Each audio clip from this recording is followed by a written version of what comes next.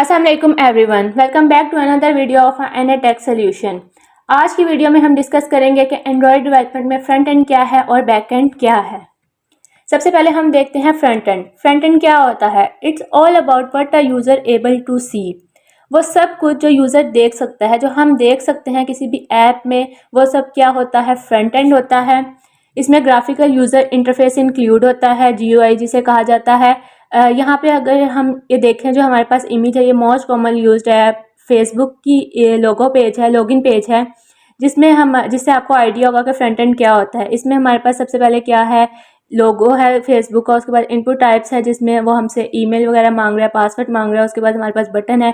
तो ये सब कुछ हमें नज़र आ रहा है, तो ये क्या है? फ्रंट एंड है, ग्राफिकल यूज़र इंटरफेस है।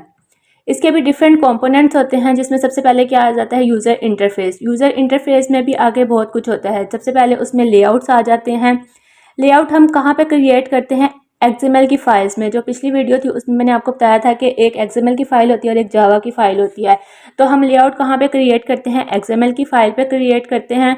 उसके बाद हमारे पास ये जो लेआउट होते हैं, ये क्या करते हैं? ये जो हमारे पास एलिमेंट्स होते हैं ना, इनको अरेंज करते हैं स्क्रीन पे कि इनको हमने किस तरह से अरेंज करना है, हॉरिजेंटली अरेंज करना है, वर्टिकली अरेंज करना है, किस तरह से हमने अपने लेआउट्स के जो एलिमेंट्स हैं उनको अरेंज करना है। लेआउट भी डिफरेंट टाइप्स के होते हैं, जिसमें लीनियर लेआउट है, रिलेटिव लेआउट है और कॉन्स्ट्रेंट लेआउट है। इसके बारे में भी हम डिस्कस करेंगे आने वाली वीडियो में प्रैक्टिस के साथ, ठीक है। उसके बाद है व्यूज़। व्यूज़ क्या होते हैं? ये जो हर UI का एलिमेंट जो होता है, जैसे इमेज व्यू है, टेक्स्ट व्यू है, बटन है, ये सब क्या है? व्यूज़ हैं। जैसे यहाँ पे देखें, ये इमेज व्यू है, इनपुट टाइप जो है टेक्स्ट व्यू है, लॉगिन पेज बटन है। तो ये सब क्या है? हमारे पास व्यूज़ हैं।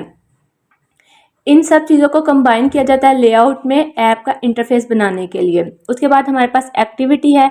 एक्टिविटी बेसिकली एक सिंगल स्क्रीन होती है। जैसे ये हमारे पास एक सिंगल स्क्रीन है, तो एक्टिविटी क्या है? सिंगल स्क्रीन होती है और इसमें क्या होता है? ये लेआउट से बनती है और इसमें क्या किया जाता है? यूज़र के इंटरेक्शन को हैंडल किया जाता है। उसके बाद हमारे पास फ्रैगमेंट्स है। फ्रैगमेंट्स जो होते हैं वो एक्टिविटी में एक पोर्शन होता है, जिसे हम फ्रैगमेंट कहते हैं। ये रीयूजेबल UI कंपोनेंट्स होते हैं। इसके बारे में भी हम आगे प्रैक्टिस करेंगे, तो मैं वहाँ पे आपको डिटेल से बताऊंगी कि फ्रैगमेंट क्या है। उसके बाद स्टाइल्स एंड थीम है। स्टाइल्स और थीम्स में मतलब जो हम कलर यूज़ कर रहे हैं, फॉन्ट्स यूज़ कर रहे हैं, शेप्स वगैरह यूज़ कर रहे हैं, वो किस में आ जाती हैं? स्टाइल्स एंड थीम्स में। उसके बाद हमारे पास जो सेकंड कंपोनेंट है वो है यूज़र इंटरेक्शन। उसमें हमारे पास आ जाती है इवेंट हैंडलिंग। इवेंट हैंडलिंग मतलब किस तरह से यूज़र को रिस्पॉन्ड किया जाता है। अगर उसने कोई एक्शन परफॉर्म किया है, मतलब क्लिक किया, टच किया है, तो उसको से किस तरह से रिस्पॉन्ड किया जाना है। तो इसके लिए हम हैंडलर्स यूज़ करते हैं, जिसमें ऑन क्लिक लिसनर जो है वो यूज़ किया जाता है रिस्पॉन्स के लिए। ये किस तरह डिफ़ाइन करता है एक्शन को, ठीक है। ये हम आगे देखेंगे कि किस तरह से हम ऑन क्लिक लिसनर को कैसे यूज़ करते हैं। उसके बाद एनिमेशन एंड ट्रांजिशन, अपनी जो UI है उसको किस तरह से हम इन्हेंस कर सकते हैं, कैसे हम उसमें एनिमेशन यूज़ कर सकते हैं। उसके बाद हमारे पास है front and language. Front end language कौन सी है एंड्रॉयड में? तो जो मोस्ट कॉमनली यूज्ड लैंग्वेज है वो है XML। XML हमारे पास जो यूज़ होती है वो फ्रंट एंड के लिए यूज़ होती है। एक्सटेंसिबल मार्कअप लैंग्वेज इसका स्टैंड फॉर है। इसमें क्या करते हैं? हम UI को डिज़ाइन करते हैं, लेआउट्स बनाते हैं, फ्रैगमेंट्स बनाते हैं, जो हमें अभी ऊपर पढ़े थे। अरेंजमेंट देखते हैं एलिमेंट्स की, कि बटन को किस तरह से कहाँ पे अरेंज करना है, टेक्स्ट फील्ड को कहाँ पे अरेंज करना है, इमेज को कहाँ पे अरेंज करना है। ये डिस्क्राइब करते हैं कि किस तरह से जो एलिमेंट्स हैं उसको डिस्प्ले किया जाता है स्क्रीन पे।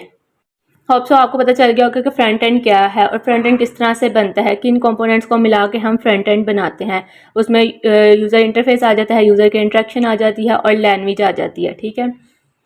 ये इसी तरह से अगर हम एग्जांपल लें स्विच बोर्ड की, तो स्विच बोर्ड पे अगर हम देखें तो हमें सिर्फ बटन नज़र आ रहे हैं, उसके पीछे का मैकेनिज्म नहीं नज़र आ रहा है। जो हमें बटन्स नज़र आ रहे हैं वो क्या है? यूज़र इंटरफेस है कि हमें वो सब नज़र आ रहा है। इसी तरह एप्लीकेशन पे जो चीज़ें हमें नज़र आ रही हैं वो क्या है? फ्रंट एंड है, यूज़र इंटरफेस है। उसके बाद है बैकएंड।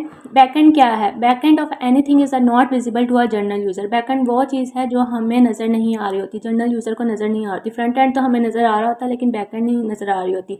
इसमें क्या होता है? पीस ऑफ कोड होते हैं और प्रोग्राम्स होते हैं जो क्या किए जाते हैं? सर्वर मशीन पे रन किए जाते हैं और यूज़र को सर्व किया जाता है। फॉर एग्ज़ाम्पल अगर हम देखें, जैसे ये फेसबुक का पेज था, इसमें हमारे पास ये जो नज़र आ रहा था ये क्या है, फ्रंट एंड है, यूआई है। लेकिन अगर हम इसमें अपना ईमेल या नंबर एंटर करेंगे, पासवर्ड एंटर करेंगे, तो हमें तो नहीं ना पता वो क्या पीछे से लॉजिक परफॉर्म कर रहा है, वो डाटा कहाँ पे जाएगा, कहाँ से रिट्रीव करेगा। लॉगिन प्रेस करेंगे तो हमारे पास कौन सी स्क्रीन आएगी, तो ये लॉजिक कहाँ पे अप्लाई होते हैं, फ्रंट बैक एंड पे। ठीक है, बैकएंड जो क्या करता है, इसमें सर्वर साइड कंपोनेंट्स होते हैं जो क्या करते हैं, डाटा को मैनेज करते हैं, लॉजिक्स को हैंडल करते हैं और फैसिलिटेट करते हैं कम्युनिकेशन को ऐप और एक्सटर्नल सर्विस को। ठीक है, ऐप और एक्सटर्नल सर्विस के दरमियान ये क्या करवाते हैं, कम्युनिकेशन करवाते हैं। इसके जो कंपोनेंट्स है उसमें सबसे पहले क्या है, सर्वर साइड प्रोग्रामिंग है। सर्वर साइड प्रोग्रामिंग में क्या आ जाती हैं, एपीआईज आ जाती हैं। एपीआईज में क्या है, API stand for application programming interface. ये क्या करती हैं, अलाउ करती हैं ऐप को कि रिक्वेस्ट करें वो डाटा की और उस पर एक्शन परफॉर्म हो। फॉर एग्जांपल अब हमने वही लॉगिन पेज की एग्जांपल लेते हैं, अपना ईमेल डाल दिया, अपना पासवर्ड डाल दिया। अब ये उसने लॉगिन पे प्रेस किया तो एक रिक्वेस्ट की कि वो उस डाटा को मैच करे और हमें लॉगिन करवाए। APIs क्या है, डिफाइन करती हैं एंड पॉइंट्स को, मेथड्स को, कि वो इंटरेक्ट कर सके सर्विस के रिसोर्सेज के साथ। APIs में जो एंड्रॉयड में ज़्यादा यूज़ होती है वो रेस्टफुल APIs हैं। रेस्टफुल APIs क्या है, ये यूज़ करती हैं HTTP रिक्वेस्ट को। इसमें गेट होता है, पोस्ट होता है, पुट होता है और डिलीट होता है, जो क्या करती हैं, इंटरेक्ट करती हैं सर्वर के रिसोर्सेज के साथ। इसी तरह से रेस्ट है। रेस्ट किस लिए यूज़ होती है, अगर कोई हमारे पास सिंपल चीज़ है उसको हमने करना है तो हम उसके लिए रेस्ट यूज़ करते हैं। उसके बाद सर्वर लैंग्वेजेस हैं। इसमें हमारे पास लैंग्वेज आ जाती हैं दो तरह की, एक जावा है और एक कॉटलिन है। जावा मोस्ट पॉपुलर प्रोग्रामिंग लैंग्वेज है सर्वर साइड के डेवलपमेंट के लिए। इसका जो इकोसिस्टम है वो रोबस्ट है। इसमें एक्सटेंसिव लाइब्रेरीज होती हैं जो क्या करती हैं, स्केलेबल और रिलायबल बैकएंड सर्विसेज को बिल्ड करती हैं।